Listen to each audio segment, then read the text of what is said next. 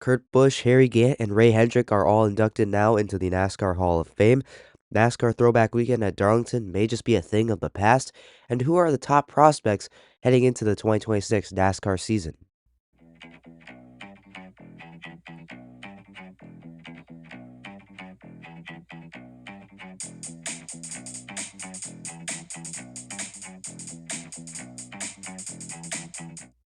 How's it going, everybody? Welcome back to another episode of Talkin NASCAR. I'm your host, Andrew. As you can tell, I am still a little sick. I'm getting better. I'm getting better. I'm definitely better than I was yesterday, when I posted an episode yesterday. But I'm still recovering, but I'm getting there. I definitely am getting there. But let's start out today with this episode by talking about some really good news. We're going to talk about what happened last night in Charlotte, North Carolina, in the NASCAR Hall of Fame, because Kurt Busch, Harry Gant, and Ray Hendrick were all officially inducted into the NASCAR Hall of Fame. Just want to say my congratulations to all three of those fine gentlemen for shaping NASCAR what it is today. Don't have anything really personal to say other than that Kurt Busch, obviously a NASCAR champion, Harry Gant, a very well-known figure of NASCAR's history. Same with Ray Hendrick. Could not have a Hall of Fame without them, definitely, in my opinion, at least. Don't have a lot of facts to share on all three of those drivers, but I definitely can share some facts on Kurt Busch. But I was able to watch his final season, I guess, in NASCAR for his 2022 season, but it was only a part of the season, so it was definitely a very sad end to Kurt Busch's career, but glad to see he gets his due in the Hall of Fame. Once again, congratulations to all three of those fine gentlemen for being inducted into the NASCAR Hall of Fame. The ceremony was last night. I'm pretty sure there's a recording up somewhere online, so everybody can go watch it if you want to. Up next, Caleb Costner, an Arkham Menard Series regular, announced that he is launching a new part-time Craftsman Truck Series team, Costner Motorsports, and he will be driving the number 93 truck part-time throughout this entire season. So really cool news. Caleb Costner made his debut in the NASCAR Truck Series last year with Mike Harmon's team in the number 74 truck. It wasn't anything particularly special, but really cool to see that he's expanding his Arkham Menard Series team into the Truck Series. Did not give any specific announcement on any races that he's competing in, but I imagine that he'll be competing probably in maybe like a third or maybe like he'll compete against some form capacity throughout this entire season in the number 93 truck. So good luck to Caleb Coster. We'll see when he will make his debut for the team, and we'll just have to wait, I guess, until then. Moving on, we got a very interesting report from Jenna Fryer on Thursday that NASCAR has sent out their new charter agreement to every single team this week, besides 2311 Racing and Former Motorsports. And the teams have 14 days to either sign or they can keep their current charter agreement. This is in lieu of the teams and NASCAR coming to a settlement in December after their antitrust settlement in that case, where the two teams, 2311 Racing and Former Motorsports, received their charters back from NASCAR after they had been repossessed in a sense, and they have now been declared evergreen charters, which essentially means that those charters are permanent and will not be up for renegotiation for quite a while. So I imagine this is the same similar charter agreement. I imagine there's also some more money kind of favorite or there's more money distribution or there's a difference in payouts possibly from this charter agreement compared to the one that the teams were forced to sign back in 2024. So I imagine that was another thing that's in there as well. So I also find it hard to imagine that the teams that didn't sign, or that did sign the previous charter agreement are probably going to sign this new one. And again, they have 2 weeks from Thursday to sign that charter agreement. So, in about, yeah, so I guess 12 days, they have the choice to either sign or decline it. But I find that hard to believe that they won't sign it as well. Moving on, we got to talk about Darlington real quick and Throwback Weekend. A couple days ago, actually, there was a rumor floating around that NASCAR was planning to end the Throwback Weekend in the first Darlington weekend in the spring Darlington race of the Cup Series. And earlier today, we got an announcement from President of Darlington, Josh Harris. He did an interview and with SiriusXM NASCAR Radio, actually on Thursday, and he addressed this. And I want to read some of the quotes that he said. So Josh Harris, in that radio interview he did on Thursday, he said, quote, "We always look at our race weekends, take feedback from the fans, the industry, and I think that we've reached a natural kind of evolution point with the spring weekend to how do we continue to celebrate the history and the tradition of the sport in a different ways. Josh Harris also went on to say that instead of having the throwback weekend where teams are going to have throwback schemes on their cars, they'll be working with the NASCAR alumni program to help, quote, continue to evolve and make this really about the alumni as part of the weekend and continue to develop today's stars and legend. Now, for those of you who don't know what Throwback Weekend is, it is essentially just a weekend where at Darlington Raceway, which is one of the oldest tracks that is still actively used in the NASCAR Cup Series, where some teams choose to bring back a throwback scheme to a driver or a iconic scheme from the past of NASCAR. I mean, I remember a couple years ago, like Alex Bowman loves to do like a Jimmy Johnson throwback pretty much every single year. William Byron had a really nice Jeff Gordon throwback from last year's race. Oh, but Chase Elliott's throwback scheme, the Uni First throwback scheme to Dale Jr., it was not good. It was not pretty.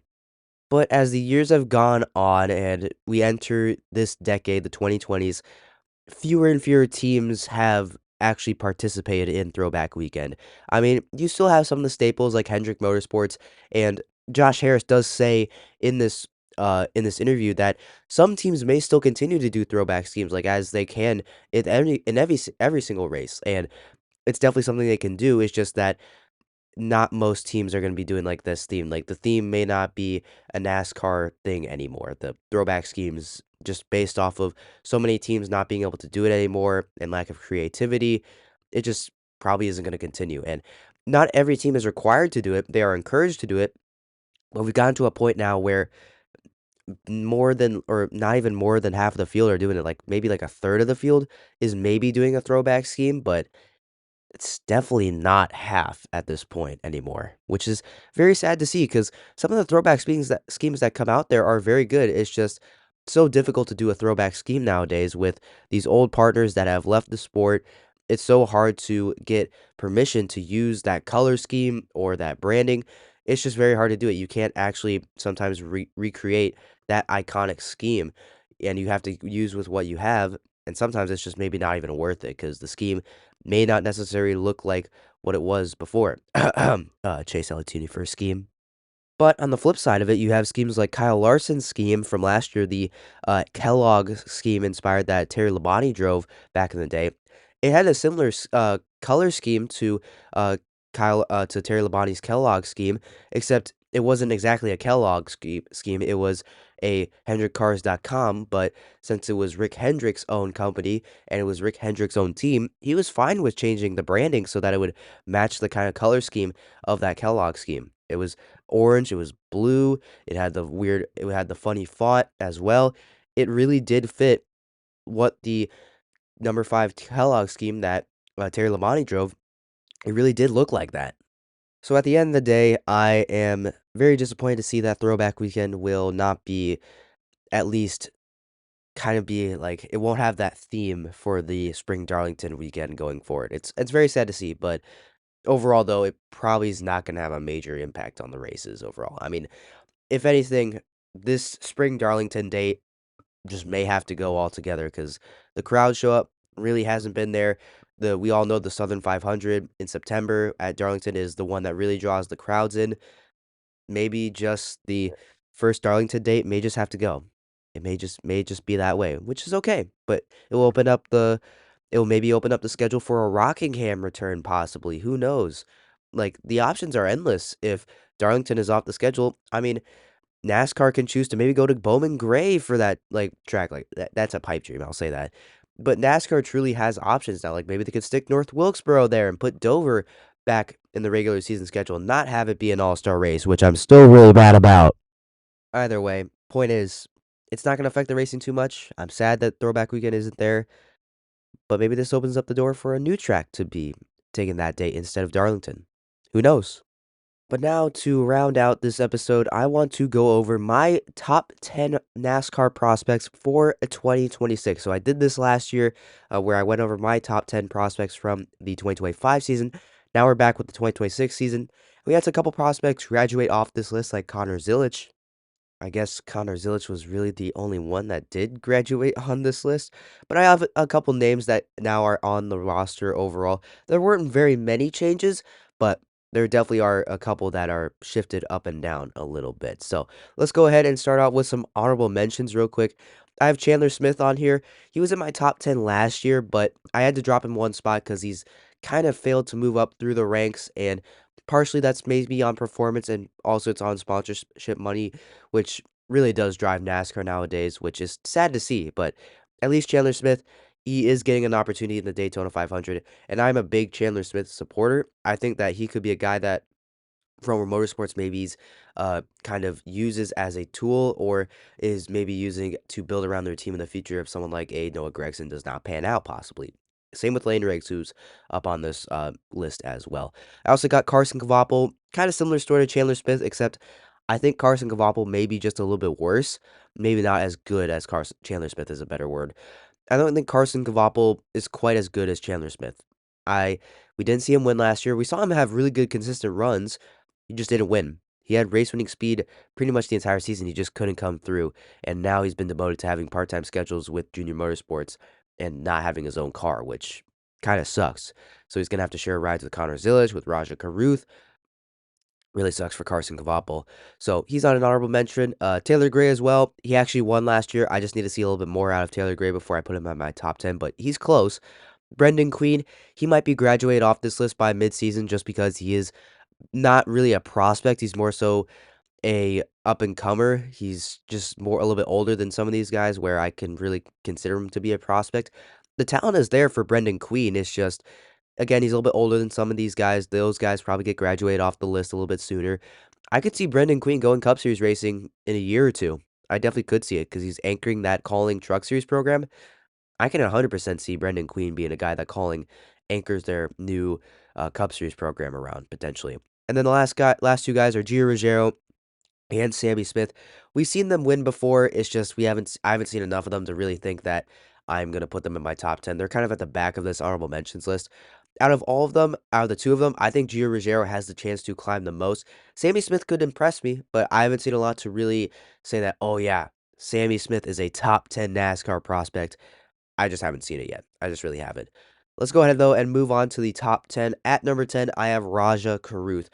I still think Raja Caruth is a top 10 prospect. He's be kind of a little now he's kind of a little underrated. He's going to be having part-time schedules. He's going to be splitting his time in the O'Reilly Auto Parts Series between Junior Motorsports and Jordan Anderson Racing, so two part-time schedules. But he does have the chance to win Rookie of the Year. And yes, last year in 2025 was not nearly as good as 2024. He only got one win, which was at Nashville. But Spire Motorsports overall took a step backward on the Truck Series side of things. But heading over to Junior Motorsports, a much more consistent organization, I think Raj Caruth will have a bounce back this season. At number 9, I got Nick Sanchez, even though he doesn't have a full-time ride. I think Nick Sanchez realistically could be dropped out of the top 10 by midseason. He could be an honorable mention. I think Chandler Smith could move his way back in the top 10. Same with Taylor Gray. I just think the talent is really there for Nick Sanchez. I do really think he has a lot of talent there. I think he can be a Cup Series driver, and I'm really hoping that he does get a full-time ride soon. Tricon Garage is open. Spire Motorsports is open. I'm really hoping for something with Nick Sanchez. I really am. I like the talent that he has there. He's been able to win consistently in the Truck Series, and he's had good speed in the O'Reilly Auto Parts Series with Big Machine Racing, a team that is not very quick overall. It's not a Junior Motorsports. It's not even a Jordan Anderson Racing, in my opinion. I like a lot what I've seen out of Nick Sanchez. At number 8, I have Corey Day. I mean, Corey Day, I think the hype for him has weared off a little bit on me. It's weared off a little bit. Now, it can always get back. I think Corey Day has the potential to be the number 1 or number 2 prospect in NASCAR, but he's had a little bit of some growing pains. He struggled in his Truck Series starts, in those O'Reilly Auto Parts Series starts. He had a couple good ones here and there, but nothing that really screamed future generational talent like I was expecting him to be. Maybe that's a little bit too harsh on him. Maybe it is, but when you have that type of support behind you, the expectations are going to be high. He just didn't perform, but I definitely think Corey Day can get there, and it's going to be a full-time Arkham Menard, or it's not Arkham Menard series, an O'Reilly Auto Parts series season. I'm expecting a good season from Corey Day. We'll see how he does this year, though. So he'll be at number 7, or 8, excuse me. At number 7, I have Caden Honeycutt. He's moving up my list a little bit. He's out now up to number 7. I think last year was number 10 or 9. Now he's at a Tricon garage after finishing the season with Stuart with Halmar Friesen Racing. I'm excited to see what he can do. I really am excited to see what he can do. With the same truck that Corey Heim won the championship in, I'm expecting somewhat similar things out of Caden Honeycutt as Corey Heim did. I'm not expecting him to win the championship. I don't think Caden Honeycutt is that good because you will see where Corey Heim is on this list still. But Caden Honeycutt still has a lot of talent, and I think that he could be a guy that gets a lot of calls from several teams after this season if he has a really good year with Tricon this year, which I'm expecting he does. At number 6, I have Lane Riggs of Front Row Motorsports. Last year, Lane Riggs really took a big step forward, came so close to making the championship four last year. He's running it back this year again with Front Row Motorsports, has the chance to go win the championship. Lane Riggs overall has the talent to move up this list up into the top 5. He's just outside of it. Maybe the hype has weared off a little bit around him, but I do really like Lane Riggs, and I think he can be a future NASCAR Cup Series driver. Like, many people may not be thinking that, but I certainly think that Lane Riggs can be a NASCAR Cup Series driver very, very soon. So I have him at number 6. We'll see how high he climbs up this list going forward. But at number 5, I have Sam Mayer. Sam Mayer had a really good year last year. He was very consistent, didn't win nearly as much, but again, I think that Sam Mayer, if he can just put it together, he can be consistent, not wreck as much, and get 2 or 3 wins. He can be a legitimate Cup Series ride contender next year. Because there's going to be rides open, for sure. Plus, he's a Wisconsin kid, so on Wisconsin, go Sam Mayer. All right, at number 4, I have Christian Eckes. Back down in the Truck Series, maybe a demotion to some, but I think it's still a really good opportunity for him. He's going to be back with McAnally Hilgard Racing, team that he almost won the championship to a couple years ago when he lost to Ben Rhodes. And he did have a down year at calling in the O'Reilly Auto Parts Series, but calling overall just was not the same. They really weren't. Now back with McAnally Hilgard in the Truck Series, he's got a wide open shot to win the championship. Plain and simple. I think Christian Eckes can do it for sure. I love the talent that Christian Eckes has. I think that he can be a Cup Series driver next year. He could be an Austin Dillon type replacement. That may be a bold take, but I think Christian Eckes for sure can be a Cup Series driver next year. We'll have to wait and see though. Christian Eckes though, at number 4, I feel pretty confident about that. At number 3, I have Jesse Love. He's the reigning O'Reilly Auto Parts Series champion. I think that championship did a lot for me, bringing him up a little bit, but I am ready to bring him down as soon as possible. I'm not saying that in like a mean way. It's just I'm waiting to see more from Jesse Love because the speed is obviously there for Jesse Love.